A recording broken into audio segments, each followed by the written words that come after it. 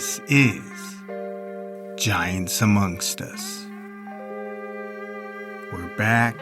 It's Thursday. And today we have Noah with us. And he's got a story to tell. Noah's a young man who was born with a physical disability known as spinal bifida.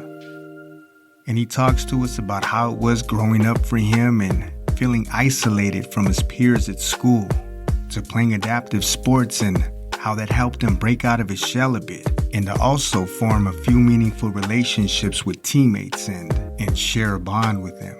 I'll let you hear the rest from Noah in his own words. Ladies and gentlemen, this is Noah and his story.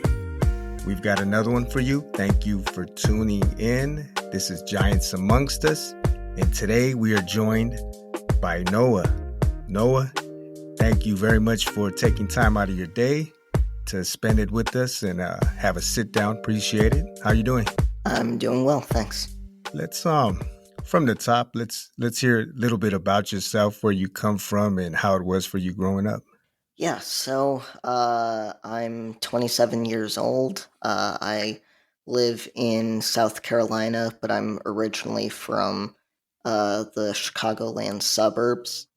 And I am a physically disabled individual, so I have a spinal cord disorder called Spina Bifida, which means that basically my spine had a big hole in it from birth, and so they were able to close the hole once I was born. But I am paralyzed from the waist down, and I use a manual wheelchair to get around. Spina bifida is a disorder where there are three main types, and I have the most severe form of spina bifida, which basically just, again, relates to the level of paralysis. So you'll have individuals that,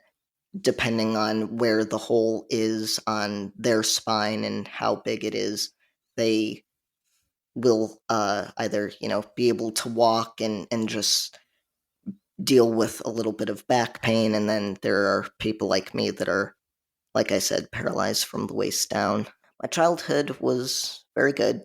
I am the youngest of two children, so I have an older sister, and so it was, my parents, and then me and my sister growing up, and yeah, we were and still are a very close family, in large part, I think, due to the circumstances. Mm-hmm.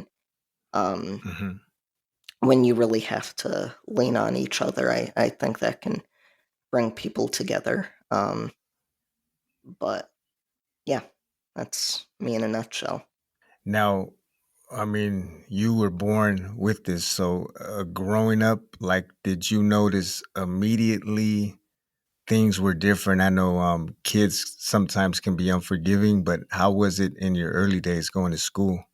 Yeah, so in my early days, it was fine. I had, I've always been shy, but I was always through, you know, uh, preschool, kindergarten, and elementary school. I was able to make friends fairly easily. And I mentioned this before that I was born in 1995, and the Americans with Disabilities Act was passed in 1990. And what that did, it did a lot of things, but one of the big things that it did is it made it so people like me, people that were disabled, were able to go to a regular school. They didn't have to go to, some special program. There were, of course, special ed programs in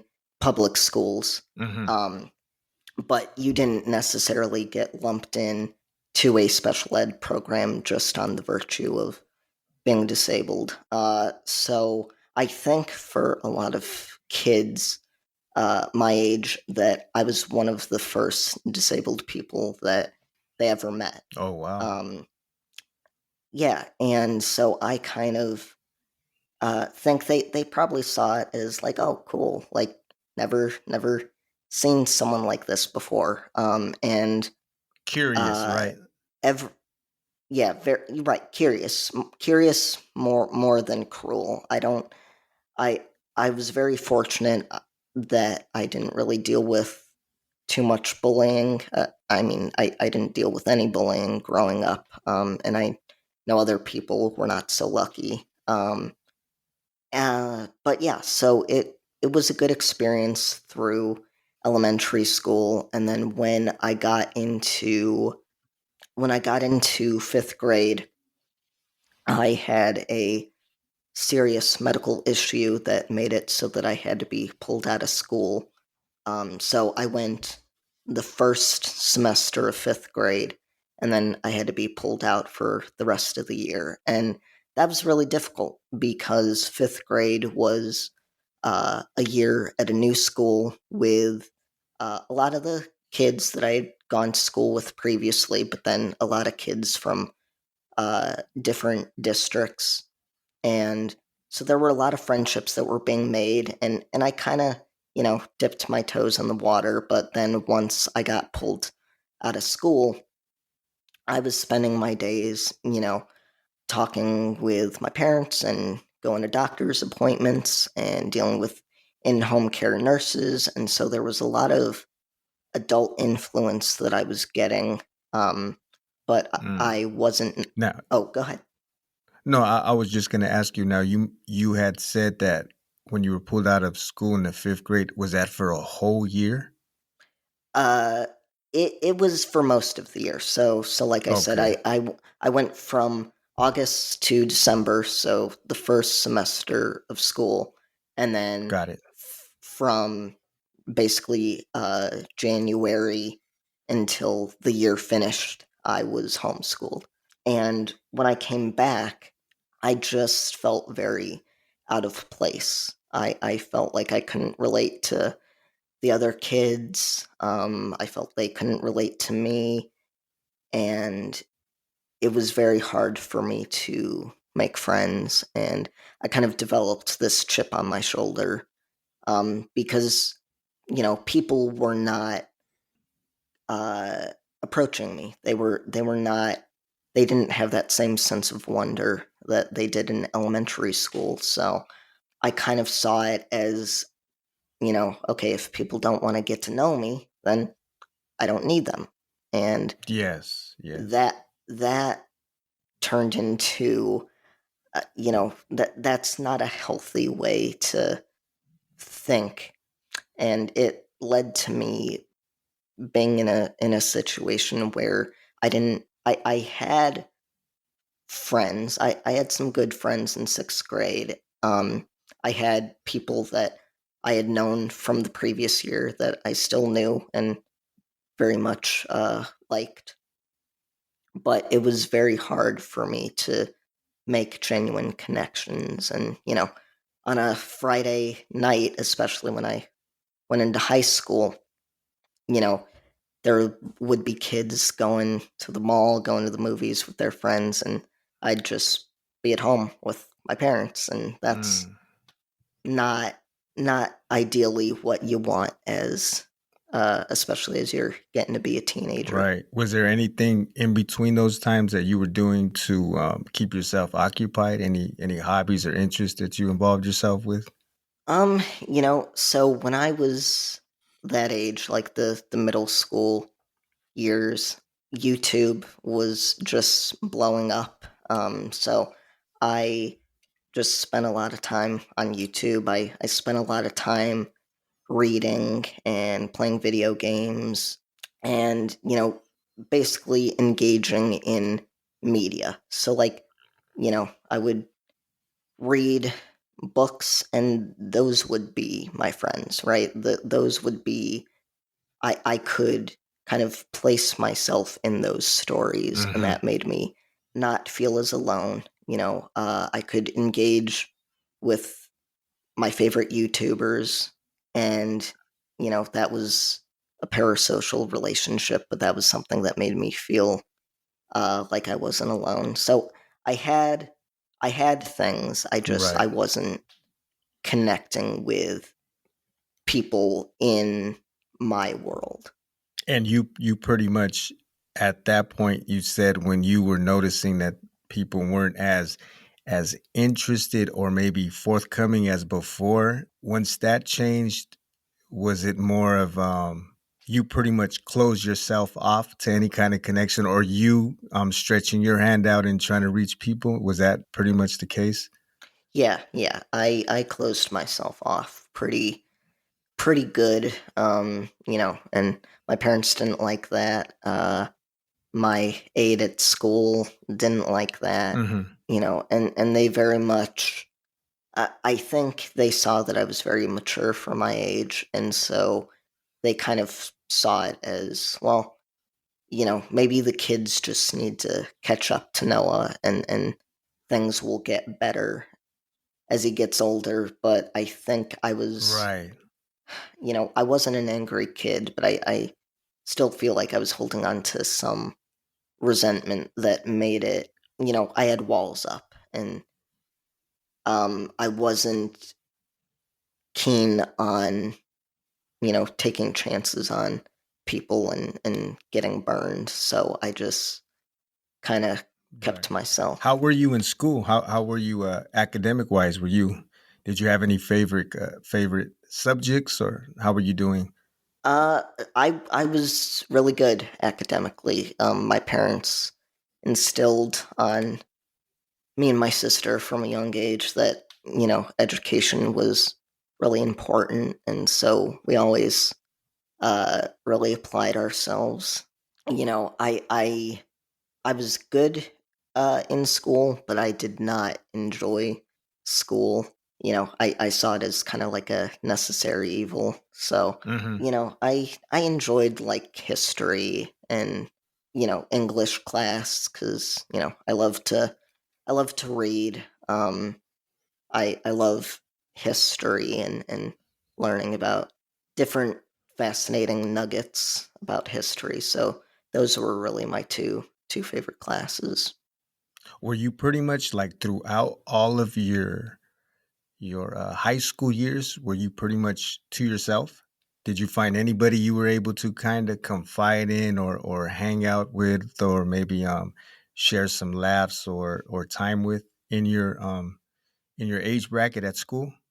So I had people at school. One of the things that changed and kind of got my perspective shifting is that I joined an adaptive sport. So for 10 years, I played a sport called sled hockey, which is basically just an adaptive form of ice hockey. You wear the same, you know, protective equipment. There's generally the same rules. The only difference is all of the players sit in these bucket shaped sleds that sit atop ice skates.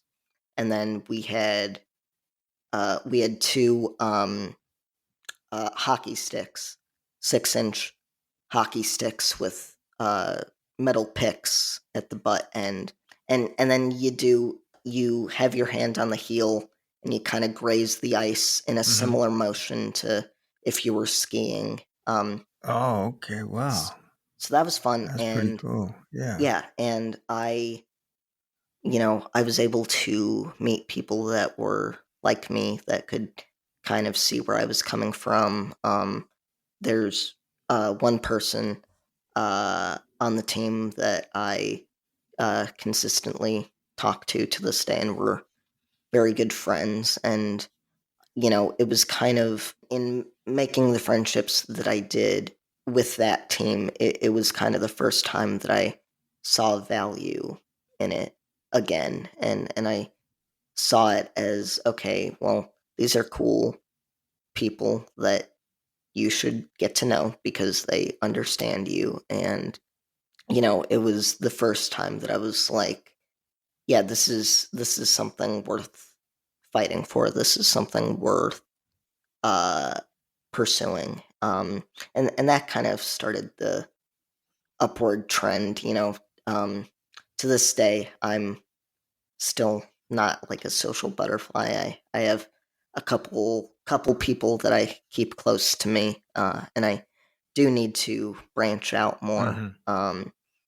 But I definitely think that period of my life kind of made me realize that it's not fun being alone, and you don't want to be alone. You want to be able to share your life with people, and yeah, so that kind of got me going in an upward trajectory.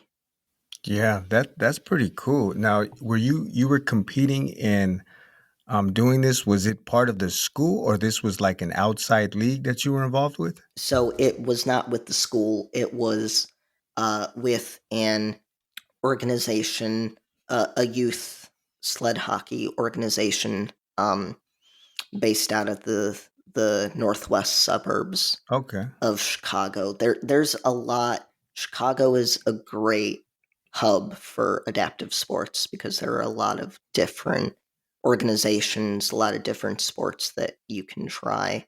And but uh it was still a competitive sport.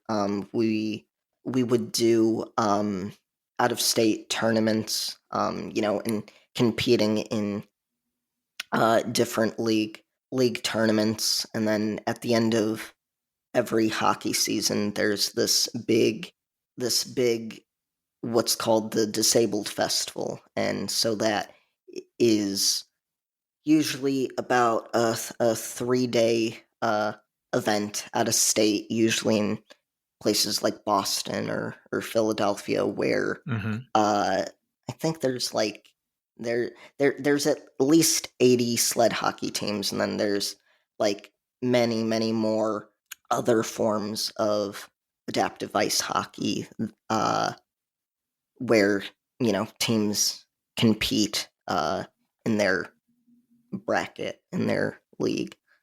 Okay, Um, that's cool. yeah, You still keep in contact with anybody from there? yeah, I You said there was one person that you hit it off yeah with. yeah. So there's one individual who was actually a student coach on the team that we're still very good friends to this day.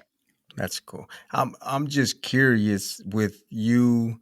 I know everybody is different, and some people just prefer to be alone. There's others that wish they would have more, I guess, camaraderie with people in their age group or of the sorts. But now, in your case, do you think it's more of the fact that you see people not able to understand you or treat you different that kind of keeps you at a distance, or is it the fact that because if maybe they're not reaching out to you, so why should I reach out to them? Like I wonder just how it is for you in that sense.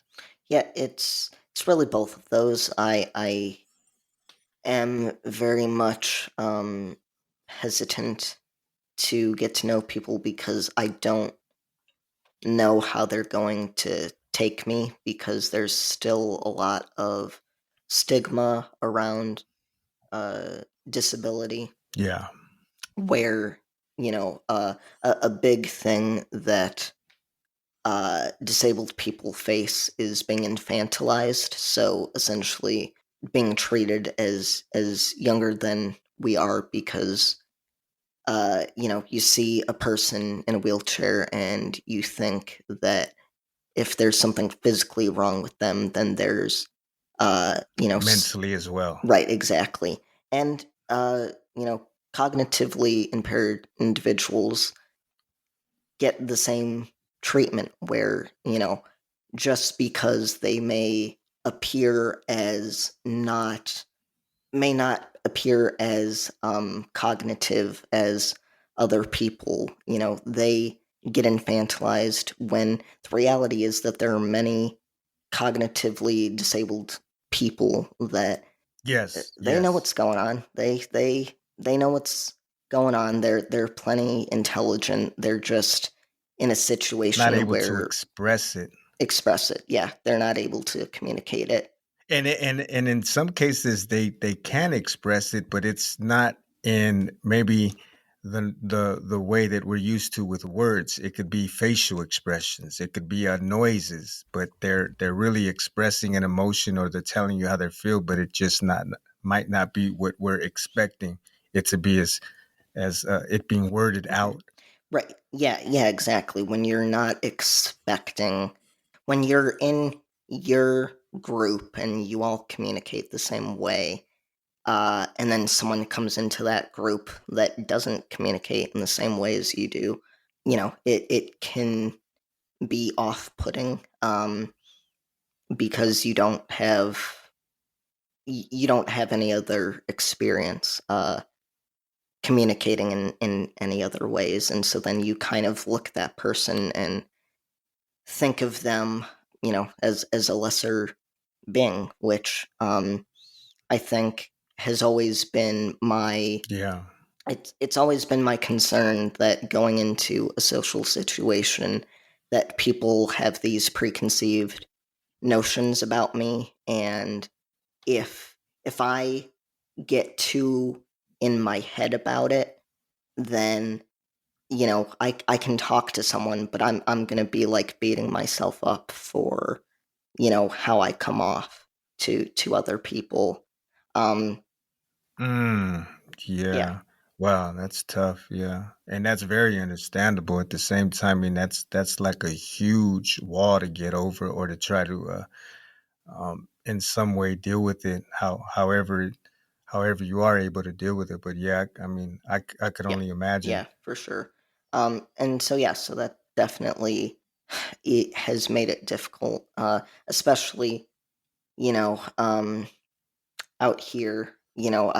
I've tried going to one uh, event for like 20, 30 somethings, and it was fine. I was in my head the whole night, and I was Hmm. also kind of the fact that I don't have the typical. It goes back to that thing of I don't have the typical life that other people have, so I don't feel like I can really relate to other people on that same level, and a lot of that, some of that has to do with being disabled, some of that has to do with, I'm not going out to bars on a Friday night because I just don't like that. Right. Yeah. Yeah. This Mhm. event that you had went to, was Yeah. it at a cafe? What kind of, was it just an outdoors get together? What Uh, was it? it was a pub. It was Okay, it a was. pub. They were doing like a game night type thing, so it was a pretty neutral event in terms of the kinds of things that I'm comfortable with.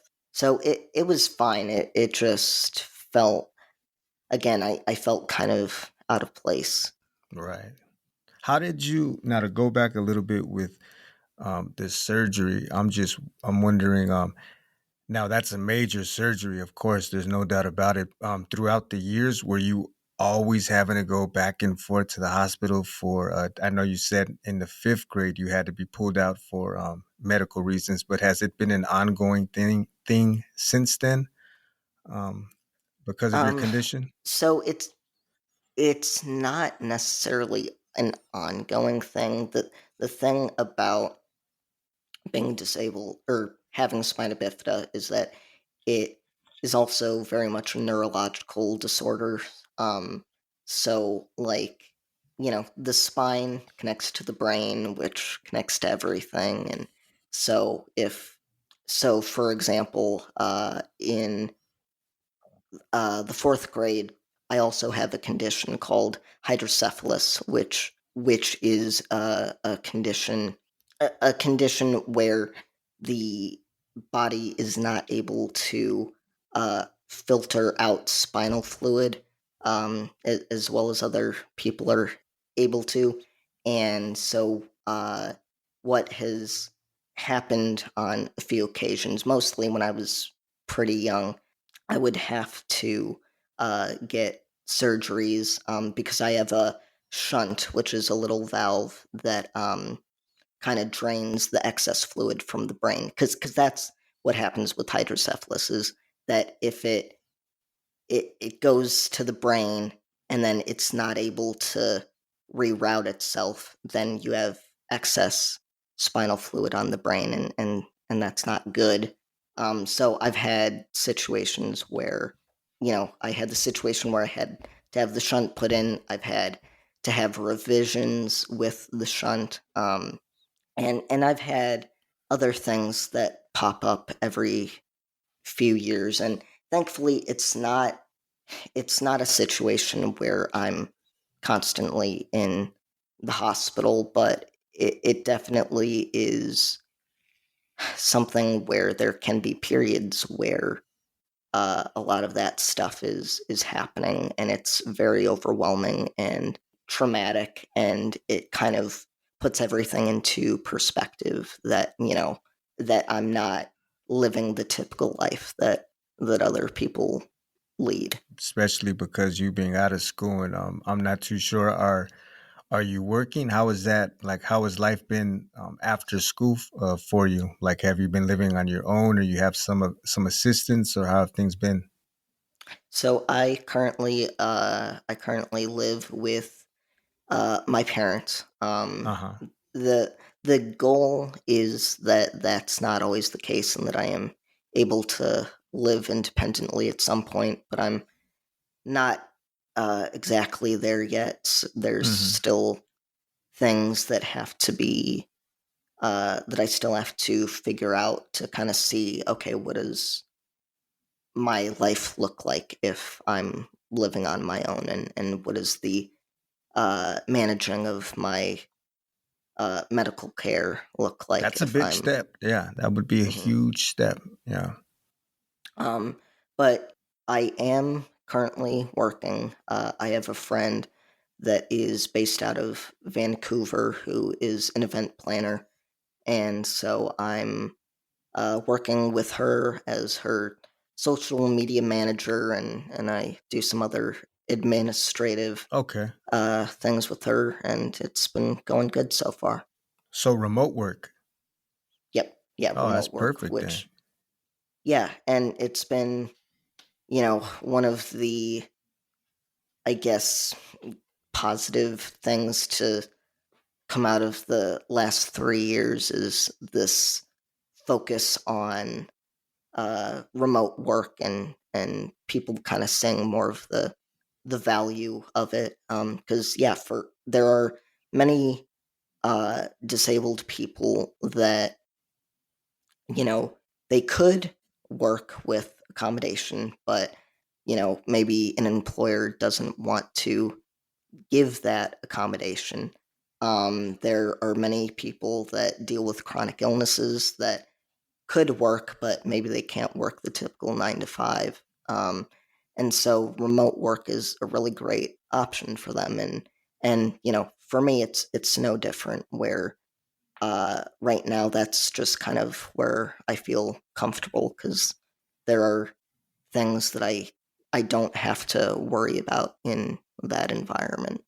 I don't know if the schedule is set for you, but it sounds like if you're a social media manager, that you're pretty much set on your own schedule. Yeah, pretty much. It's a pretty loose schedule. That's cool.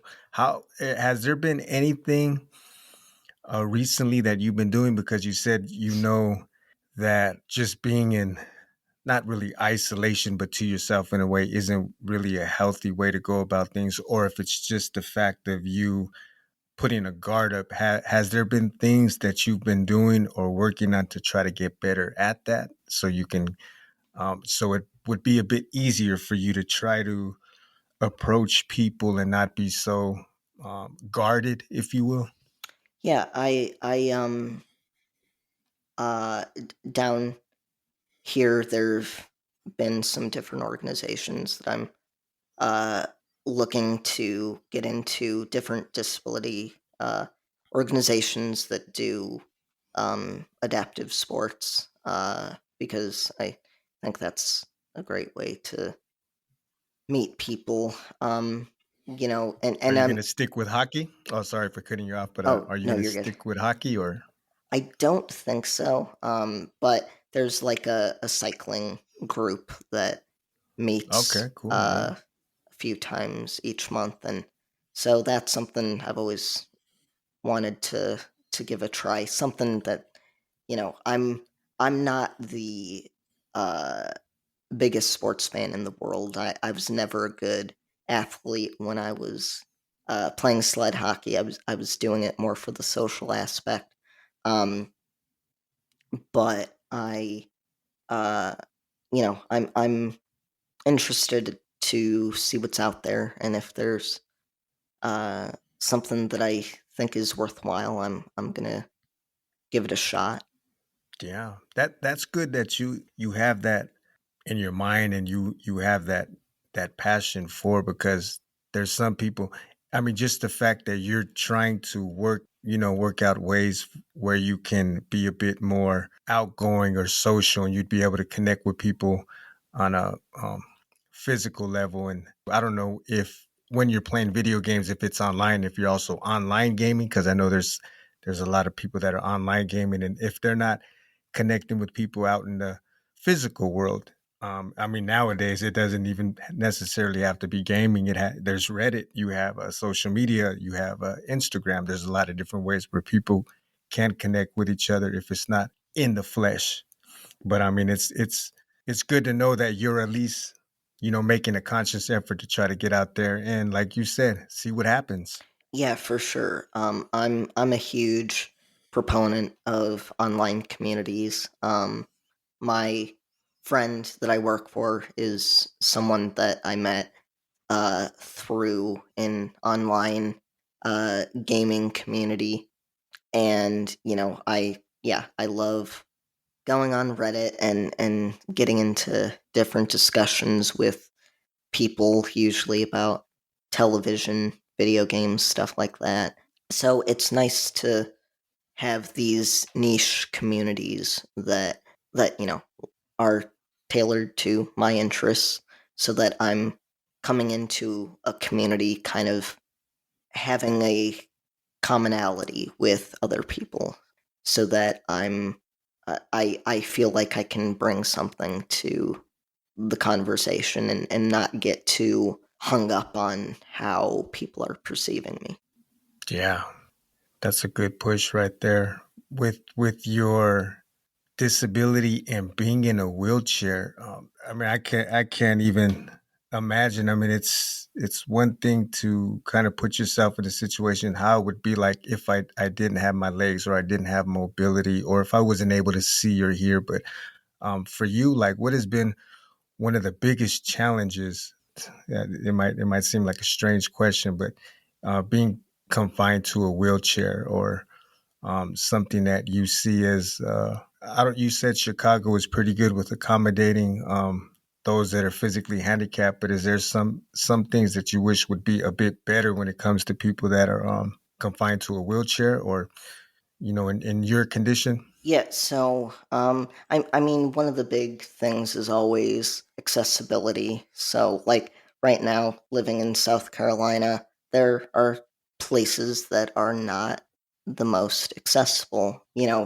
I have never I've never really gone anywhere without my parents, but the more that I pay attention when we are out in the world, I'm like, oh geez, if I wanted to go into a store, it would be kind of difficult to like do my own shopping, because not every not every place is accessible. There are plenty of places that are like, oh yeah, we have a ramp, and then it's like this ramp at the back of the building, and there's this huge incline to get up it, and there are just these very narrow definitions of what accessibility is, that makes it very hard to actually get your needs met. For as great as the Americans with Disabilities Act is, there's many loopholes that people can find their way around. And I think just an overall understanding of what it means to be disabled. Like I'm gonna push back a little bit on what you said earlier, where Please a, do. a lot of people, they'll see someone that is in a wheelchair and they'll be like, "Oh, they're confined to it. They're wheelchair bound." And it's like, no, my wheelchair is what's giving me the freedom to be able to navigate my world. For as inaccessible as the world may be, it would be a lot more inaccessible to me if I didn't have my wheelchair, my mobility aid. And Yeah. Yeah, that's thank you for saying that. Thank you for saying that mhm, because that is a completely different way to look at it. And thank you for that point of view. Appreciate it. yeah, and I just think that one of the things is that, and I mentioned this earlier, is that disabled people often get othered. They get able-bodied people kind of looking at them as, oh, we're something else. We're something that nobody ever wants to be. And the reality of the situation is that the disability community is one community that any person can enter into at any time. It doesn't matter what your race is, it doesn't matter what your gender is, it doesn't matter what your sexuality is. Like, you can become disabled at any time. And That's true. I think that definitely when we talk about issues relating to accessibility or job discrimination, that people always have these excuses of like, well, that would just cost so much money, or we you can't expect everyone to cater to you.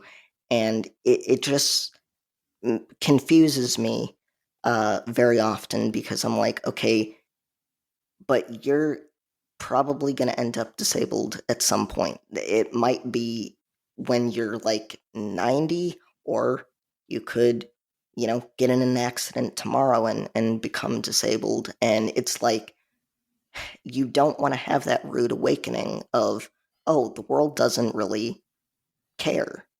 And so I just wish there was more people realize that, and were making a push for things to be more accessible, because as you get older, or like I said, if you're put in that situation, quote unquote, prematurely, you're gonna want the world to still be accessible to you. And you're not going to take it when someone says, "Oh, well, the world can't just cater to you." So I don't understand why people even bother saying that to someone else. Yeah, that's very true. So in South Carolina, there's not a lot of opportunities. You were saying in Chicago, well, it's just was it as far as the accessibility and just a lot of different they had organizations and a lot of things going for people with disabilities that you see in Chicago that you're not seeing in Carolina where you are right now, South Carolina. Yeah, well, I think anytime that you live near a big city, Yeah, yeah, you're right. Yeah. those things cities are just more built up, so there's generally going to be more opportunities. I think here the biggest thing has been medical care, and the fact that people just kind of move at their own pace. Down here, they move very slowly. So you could need something from your doctor, and it could take a month to get in to see them, or you need a referral. Or and also, like, for me, I need a lot of specialized care. And living in an area where, we live near a small city uh, called Greenville, um, Hmm. but it's still pretty small. There's not as many specialists in this area. So, looking for, neurologists and urologists and all of these different specialists has definitely been a challenge because everything is just so spread out. And one of the things with having spina bifida is that it's very hard already to find adult spina bifida doctors. And so it's hard to like I had a whole team in Chicago where it was very easy to coordinate my care, and I just don't have that system down here. So navigating it is still something that I'm trying to learn to make sure that I'm getting the care that I need. How long have you been over there for? You said you've moved. You've been there for quite a while now, haven't you? Yeah, so we moved here in 2021. Or yeah, yep, 2021. So we've been here almost Oh, 2 years. fairly new though. You're still trying Mhm. to make adjustments. Yeah, yeah. So we've looked around. There are bigger cities that surround us, but of course, they're far distances to travel. So it's a very Yeah. difficult thing, and I wish there was more support there. Yeah. You talked about that online. You had an online gaming community. Was that something you're involved with right now, or like a? Is it a community of gamers only, or people with disabilities, or like how is that community? Yeah, so there is a reality TV competition program called Big Brother, which is basically like Survivor, but in a house. And online, Oh, okay. You mean the TV show Big Brother? correct, yep. Okay, yeah, I'm familiar with. Yeah, okay. Go ahead.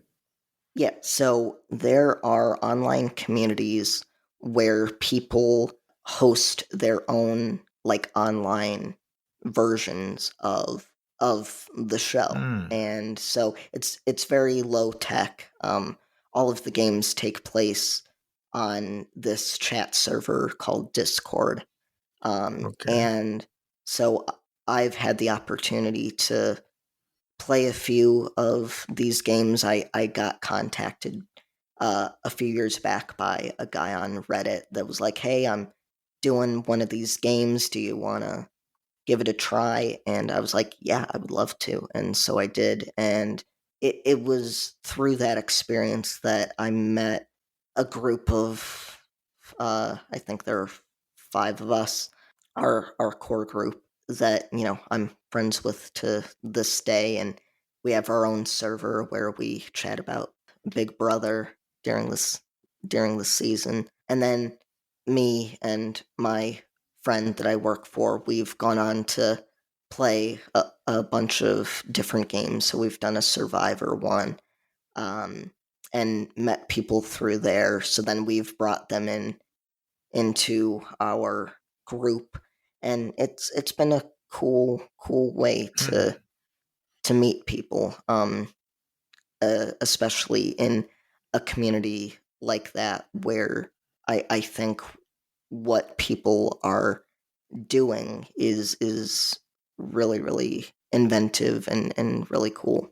Yeah, that's pretty cool. And that would be pretty. I know the cast or the group of people that are involved in that community are probably spread out all over the world. I'm not too sure Yep. their locations, but that would be pretty neat if one day you guys were to be able to meet up and hang out Yeah. at a cafe or something. Yeah, our core group, I think eventually will meet up. We've all like video chatted and different things. So yeah, so that's the hope, and yeah, it's just cool to be able to have connections with people that might live 8 hours away from you, and you're able to. just kind of bond with the click of a button. It's pretty cool. Yeah, you have the world at your fingertips. My, that is a beautiful thing in that sense. Um, Now I know they do offer classes, or are you doing anything, or is there anything offered to where you're doing like physical therapy? Is there anything like that involved in the treatment or the facilities you do go to when you are going for hospital visits or anything like that? I mean things like mobility I or mean, yeah, there are like rehab clinics with physical therapy programs. It's something I did that I was younger when I was younger that I don't really do as much now, though. like you with the accessibility. I mean that's one thing where there's some people that do, like I was just thinking back to when you said you're going into a grocery store and you're shopping. Now one thing is to be able to have access to get into the stores and the aisles, but then also like say if you're just reaching up top for a product that's on a second or third shelf and things like that, I know they do have people who can do the shopping for you and things like that. But at the same time, there's other people that would rather just do it themselves. You want to feel a bit more independent and not have to rely on somebody else to do that for you.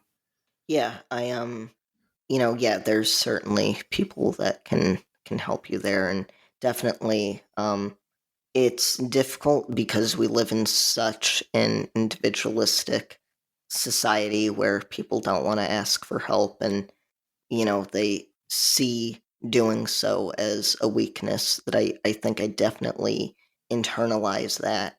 And as I'm starting to come over to the realization that there is a disability advocate that actually just passed away, and she was very pivotal in getting the Americans with Disabilities Act passed. And her name was Judy Human, and she has a quote, and I can only paraphrase it, but she basically said that we need to stop looking at independence as doing things by ourselves. It's more about Hmm. knowing what needs to be done and having the wherewithal to know how we can get it done. And that a lot of times that includes asking for help. You're still actively being independent, even if you're, asking someone to get something off a shelf for you, or you're, you know, getting in home nursing care because you're actively making those decisions. You're knowing what it is that you need in order to be able to live the life that you want to live, and you're giving yourself that agency. It might not be your ideal situation, but you still have control. And so that's something that I am starting to come around to, which, I think is great because you don't want to have this narrow view of what your life is going to look like. Nobody wants to have a narrow view of what their life is going to look like because things change, and you have to be able to kind of accept that. And yeah, you have to be able to accept that. Yeah, I guess that would kind of be like under the umbrella of do what you can, and if you do need help, don't be too ashamed or prideful to ask for it. Yeah, exactly. And that's also cool that they do have these. I know over here. Well, I'm in Germany, and this is just having to do with the elderly people and the grandmothers and grandfathers who really can't get in the car and drive anymore, or they're just not as mobile as they once were. But they have services. Well, even now with like you have delivery services where they drop off your groceries and stuff if you're not able to make it to the grocery store for whatever reason or to do your shopping. So I think that's awesome that those services are out there Yeah, and provided. yeah, for sure. So you seem to be moving in a better direction. It sounds like with the hopes of you hooking up with this sporting organization and to get back into swing of things and see how that goes. And now, when did you say that that is going to start, if it hasn't already, or when you look forward to involving yourself with that? Oh, they have stuff throughout the summer. Yeah, so it's something that I've started to look into a little bit and need to do a little bit That's more. cool, and that's going to be in your area. Then you're going to have out there in South Carolina. Yep. That's cool. And for you also, like using that as a catalyst to kind of, I guess, connect with people once again, because you did mention before when you were younger, in your younger days, your school days, that the guard was up. And how do you feel it is now? I know you said that you made improvement, but how do you feel that it is now with you and just being more open to being open to other people and developing a relationship or hitting off a connection. Yeah, I mean the guard's still there. You know, it takes a lot of work to get Right. over your ego and your personal stuff. But you know, it's something that I'm looking more toward the bigger picture of, as I said before, wanting to have people in my life that I can share my life with, because I mean nobody wants to be alone. So, you know, it's an uphill battle. It takes a lot of work, but it's something that I'm trying to improve on day by day. Yeah, and that's where it starts. And I really see that if you put yourself out there the way that you are, the way that you've worked at doing, and the way that you plan on doing, I'm sure meet some real cool and like-minded people that you can enjoy a real healthy and fruitful relationship with, and things that you have in common, and a lot of other things. I know you were mentioning before that your life isn't the ordinary life, and so there could be not really hangups, but there could be a lot of you feel like you're not on the same page with somebody. But then also on the other hand, there could be a lot of similarities, excuse me, that you do have with people. Like, say, for instance, if you were into nature and somebody was into nature, or like you say, video games, and there's another person into video games, or reading, or certain subjects and things like that that you can expand on and build off. That's good to hear, and I'm really happy that you are making the effort, and that's something that people can take away from this. Was there you are involved with the online community, but is there, like, say, if anybody listening to this would like to reach out to you and say hi, or something that you said, or something that you've been through has kind of hit them in a special way, and they'd like to reach out to you and connect, is there any way or anyhow that they Yeah, can get in contact with you? yeah, for sure. So I am at Noah Massay. That's Mussay on Twitter, and I think on Instagram as well. Okay. I'm more active on Twitter though, if anyone is trying to get a hold of me. And yeah, that's basically it is as far as social media is concerned. But that's where you can find me. Okay, cool. Yeah, I'll leave that in the description notes. So anybody coming across this, listening to it, and they want to connect with you, they have that. Um, Noah, is there anything else that you'd like to leave the listeners with before we wrap this thing up? Again, I thank you very much for your time and sharing your story with us today. Yeah, I think that it's just important that you give people a chance, and you know, don't let you can't let your own hang-ups stop you from getting to know people, because yes, sometimes you're gonna get burned, but other times you're going to find really cool people, and you'll find your community, and you know, you don't want to waste time finding that community. Yeah, and ultimately, I think even like you're throwing your shots out there, you're you're mixing it up, even if, like you said, you're getting burned one after the other. But when you do come across some genuine people or something that really touches you in a unique and special way, it that overrides everything else. So it's almost like well worth it. It's sweet victory at the very end of it. Yeah, absolutely. Absolutely. I really like to hear your perspective on this, and I was glad that I was able to see things a little differently, especially when you brought to my attention a few things. Even going back to what I had said and the confined to a wheelchair, but the way you put it, I know this is the freedom. This is how I'm able to move around and experience life and get in the wind, so to speak. And that's what I do appreciate about hearing people and listening to their stories. We have different backgrounds. We have different struggles, and we don't all start off at the same place. So to hear your story, it gave me a different look on things, and that's what I think these type of stories do. It can give somebody a fresh perspective on something that they may have looked at differently before this was brought to light or something that was put in front of them. So I'm sure I'm not the only one that feels that way. I'd like to leave off on a bit of a upstroke. So not to say that this was down by any means. I'd just like to get, if you can, Noah, 3 things today that you are thankful for before we end this chat. Yeah, I'm thankful for my friends, my family.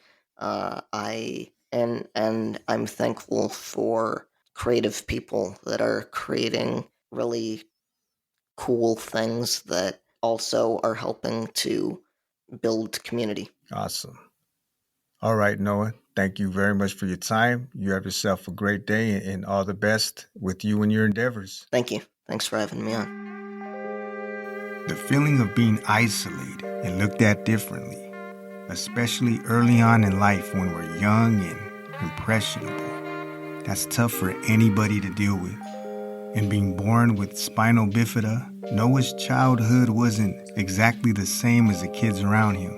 Understandably so, he felt isolated, like the odd one out. I could only imagine the mental battles he's faced trying to fit in, so to speak, and feel accepted. One thing I'm sure we all have in common is that we want to be loved. We want to be respected. He's no different. It takes courage to step out of your comfort zone, but Noah's done just that. And he's even working out areas in his life where he feels there's room for improvement, which is commendable, like lowering his guard and allowing himself to be open to new people. That right there, that could be a scary thing in itself because we can get hurt. But that also gives opportunity for developing rich and meaningful relationships. And that's a beautiful payout. I'm most definitely and positively left with a better understanding of what it's like to be disabled. And I also respect Noah for bringing to my attention what was before a myth.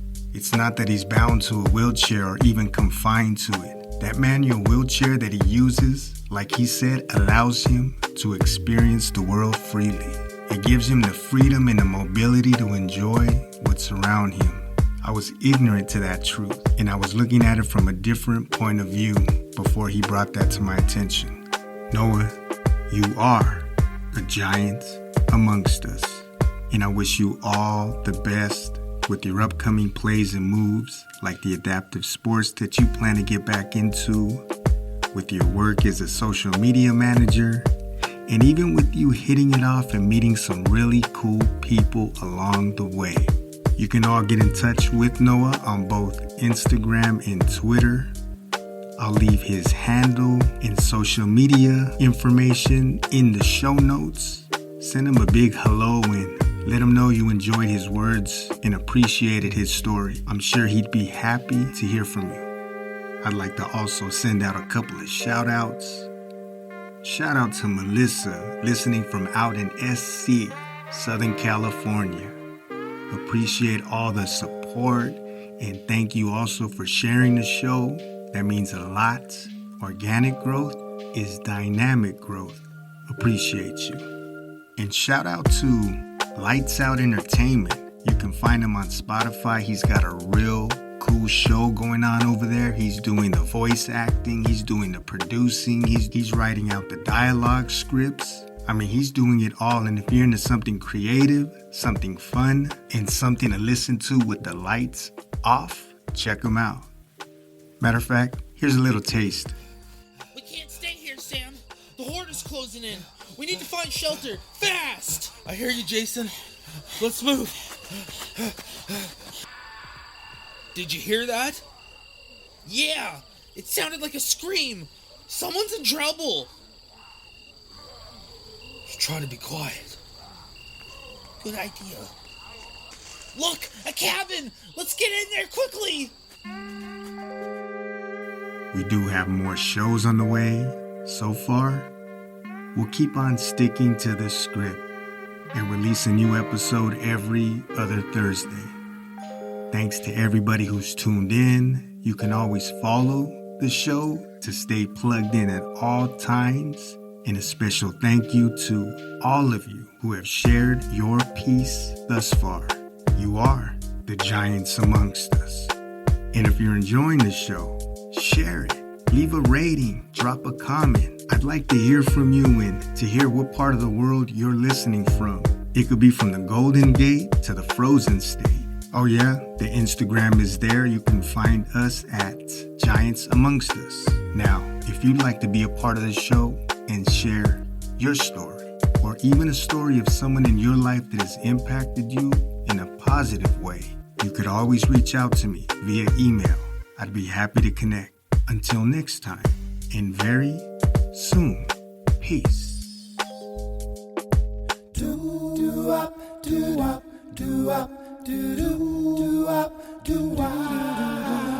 looking for a sign to know I'm on the right road. Ain't seen no sign since Jericho.